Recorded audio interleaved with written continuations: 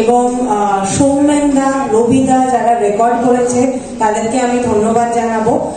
আর গল্প বাছা নিয়ে সবাই এত কিছু বললো, কিন্তু শুভজিৎ দা ওনার এই গল্প বাছার প্রসেসটার মধ্যে দিয়ে সব ইনিশিয়াল স্ক্রিনিং উনি করে দিয়েছেন। 6টা গল্প উনি বেঁচেছেন, তার মধ্যে থেকে 3টে আমরা বেঁচেছি। তো ওনাকে ধন্যবাদ না জানালেই হয় না। তমাল কি বলবো, মানে এখন এই সময় এখন পডকাস্টের যুগ, মানে বহু মানুষ তারা পডকাস্ট করছেন, তাদের চ্যানেল হচ্ছে। এবার আশা অডিও একটি বহু পুরনো চ্যানেল, এবং এখানে মানুষ মানে প্রচুর শ্রোতা আছেন যারা আশা অডিওর কিছু বেরোলেই সেটা শোনেন। তো সেই ক্ষেত্রে এটা আশা অডিওর একটি নতুন পালক যোগ হলো পডকাস্টে, স্টোরি টেলিং, গল্প বলা। এবং যে টিমটা এখানে কাজ করেছে এবং আগামী দিনে হয়তো এরাই কাজ করবে, হয়তো আরও নতুন মানুষের সংযোজন হবে সেক্ষেত্রে। তো আমার মনে হয় একটা ভালো টিম নিয়ে যখন একটা ভালো কাজ হচ্ছে তার ফলাফল ভালোই হবে।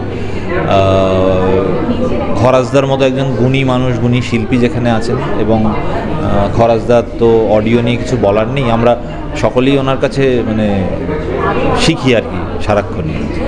তো আমার ভীষণ ভালো লেগেছে, এবং আমি কি বলবো, আই এম অনার্ড যে আমি এরকম শিল্পীদের সঙ্গে কাজ করতে পেরেছি। অ্যাকচুয়ালি এই পডকাস্ট কনসেপ্টটা ইটসেলফ এত ইউনিক, এত সুন্দর, এত ভালো।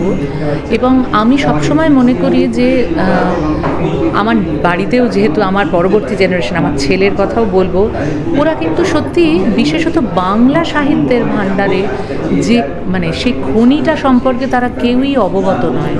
এবং এখনকার জেনারেশন খুব কম জন আছে, কম বাচ্চারা আছে বাড়িতে যথেষ্ট সুযোগ সুবিধে বা সেরকম পরিবেশ বা আবহ থাকলেও তারা এটাতে একেবারে ইন্সপায়ার্ড হতে পারে না।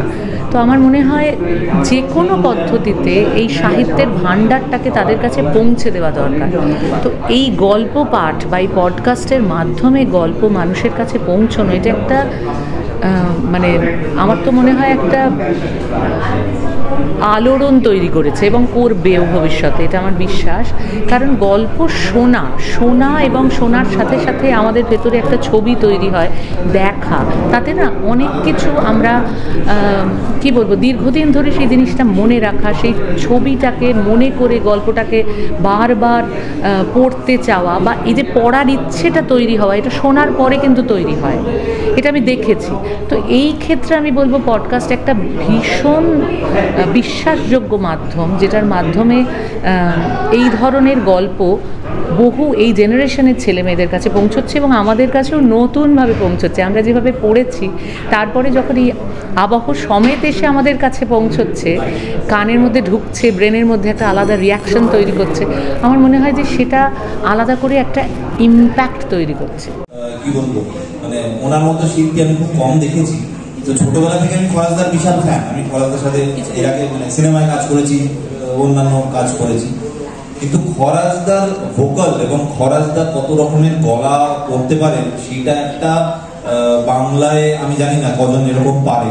তো আমি খরাজদার থেকে ইন্সপায়ার্ড, এবং আমি চেষ্টা করি খরাজ, মানে হয় না সেটা, কিন্তু চেষ্টা করেছি খরাজদার যেরকম বিভিন্ন অ্যাক্টরদের গলা করতে পারেন, মিমিক করতে পারেন।